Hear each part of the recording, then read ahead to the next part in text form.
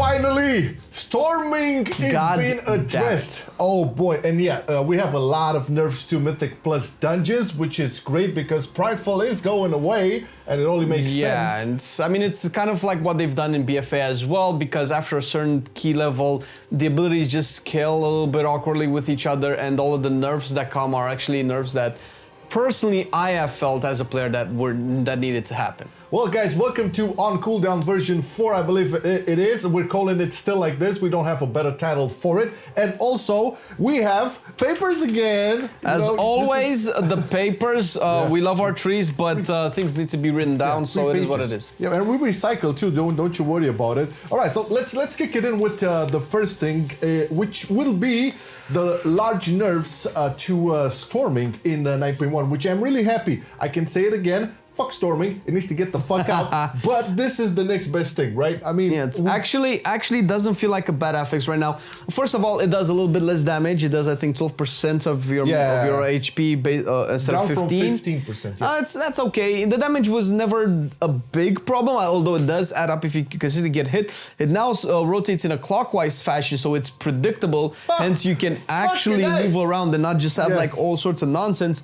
And the biggest nerf is once it hits a player, it disappears. It could be something that you can work towards, especially when you're fighting like big packs. You can maybe soak a few. You can pop like a personal defensive, and then just soak a bunch of stormings, and then just clear the area. Or even if it does hit, you don't get hit multiple times. Not more people are hit. So it's actually really good. I think it's the best way to keep storming in the game so far. We'll have to exactly test it to see how it turns out, but it cannot be worse than what we already have.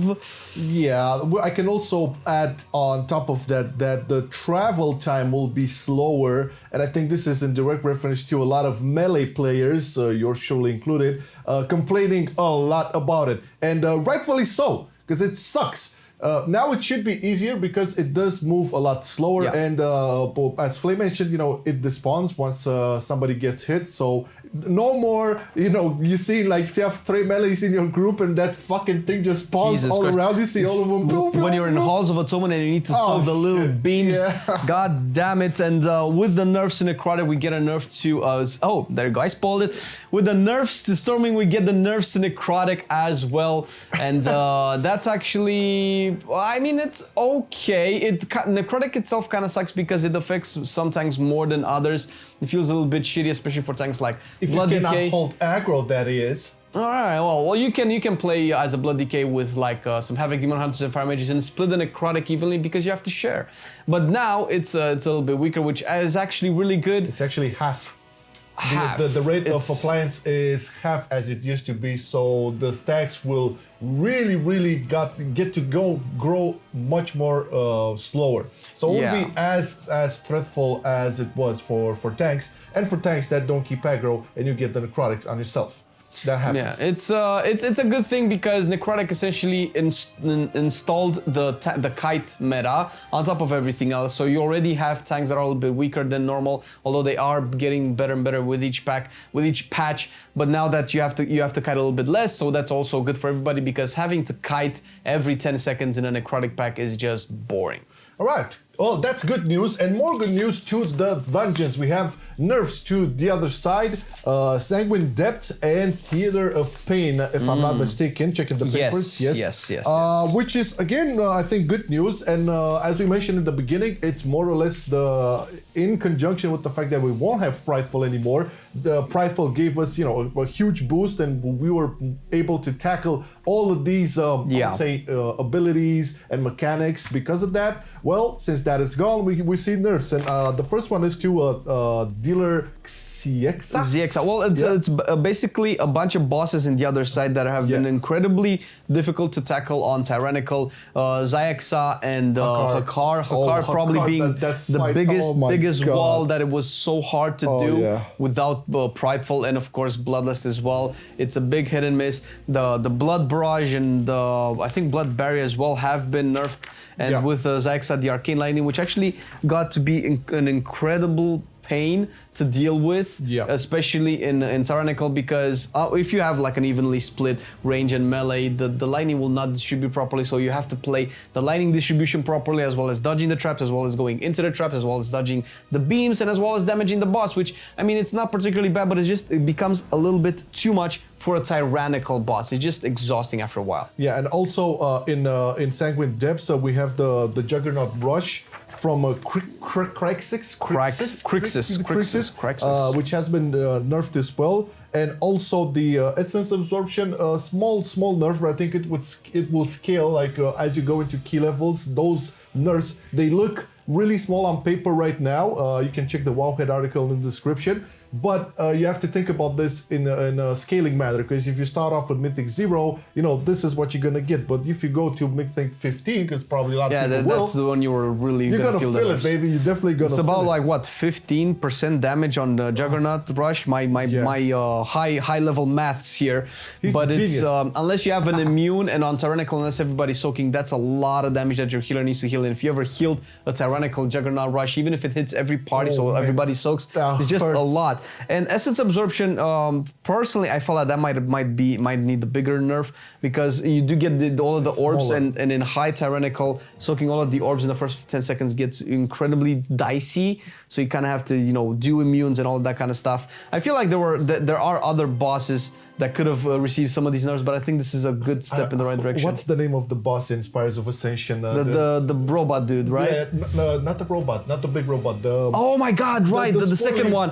Oh my God, that needs some looking into, Blizzard. Like, if they nerf that and rebuff all of these, I'm fine, because that boss is a pain in the butt. And again, we're talking about Tyrannical, which is the biggest problem overall in Mythic Plus. That boss, like if you keep hearing this, right? It's not necessarily the boss, but the way and the pace you have to move around when all of the swirls start getting in. It's almost impossible for, I would say, for melee, but I've seen some range players having to struggle there as well. So I don't know if they could possibly look at those swirlies or whatever. I just think maybe reduce the amount of missiles that shoot out, because after a while, especially on Tyrannical, if your team is comprised of at least two DPSers that are specialized in AoE and not in single target, that boss is gonna live for a long time, and they're gonna have like about 5 pools of swirlies all around, and it just makes Tyrannical such a pain. That's the thing. You want to have fun still, and challenging content is always appreciated and welcome. We can all agree with that.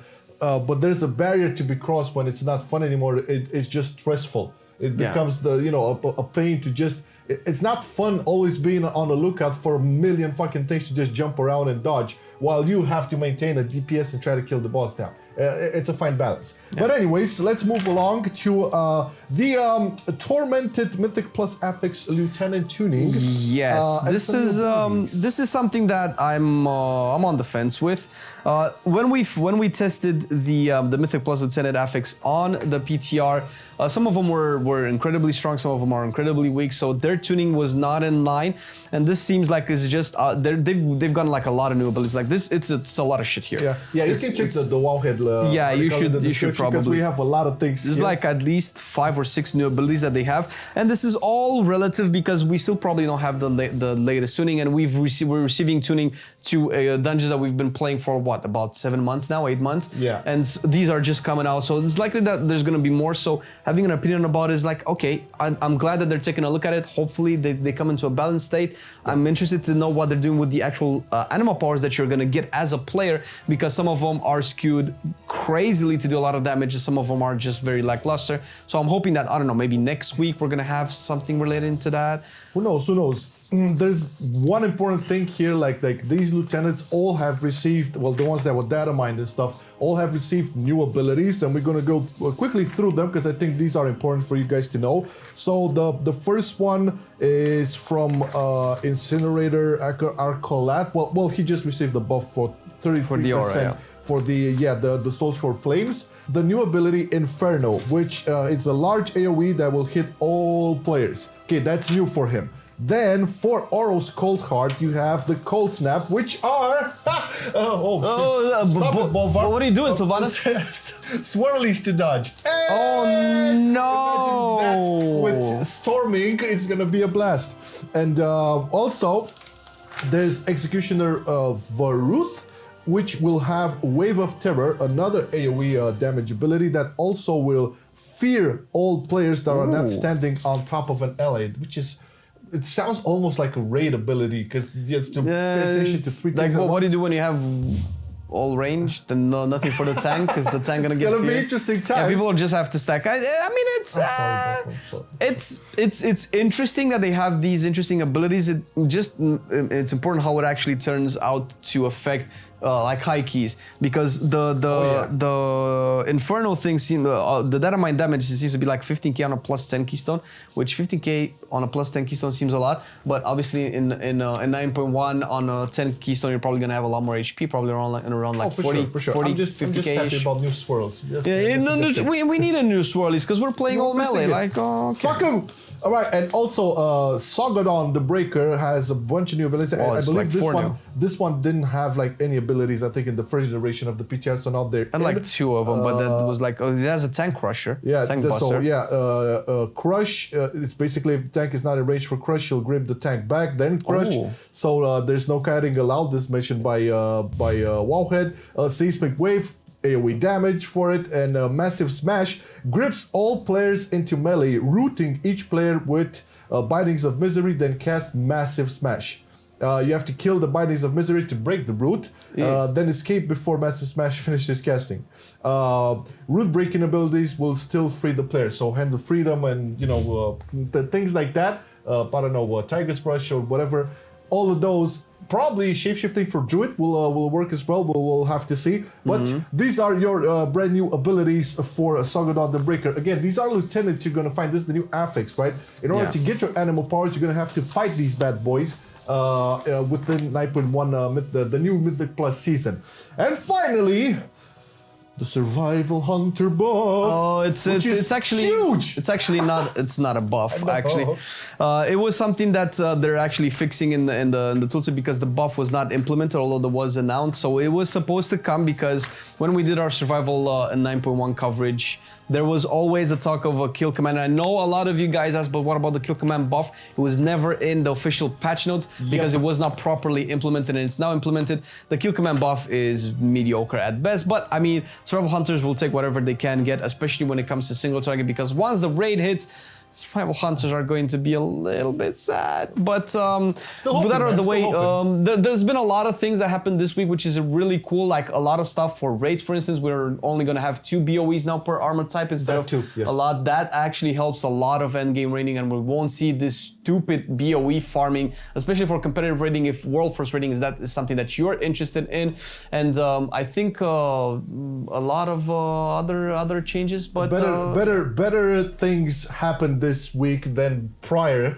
because we ranted a lot about all of the bullshit, and patch 9.1 takes so long to come out. It cannot come out soon enough, but this week has been, I would say, pretty good in terms of the announcements and changes and tuning and stuff. Still waiting, addressing on Enhancement Shaman, even Survival at some point. There's still all the classes that need some love. About Arcane Mage and stuff like that. I don't know how much time they have on this, but just judging by the leak that was, I think, 2 months ago from some NetEase meeting or something. Yeah, it was supposed to be at the end of the month. Launch and whatever. Not much up until that point. There's not a lot of time, and I think we noticed some player update guides added as well. Sylvanas has received its mechanics on Mythic in the Dungeon Journal, which you can never test the last Mythic boss of a raid in PTR. It's always going to be a little bit of surprise. So the fact that we have the mechanics kind of signifies that the patch is getting closer to being done. Hopefully, it's enough for us to do because there's still a glaring lack of content that people have been data mining so far that we're probably going to get bored of in a month or two. So we'll see.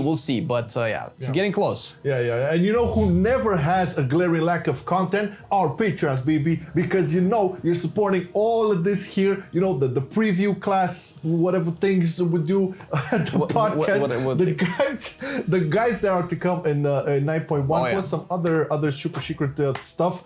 Also, twitch.tv/MarcelianOnline. Thank you guys for supporting and watching and joining into the dungeons and stuff.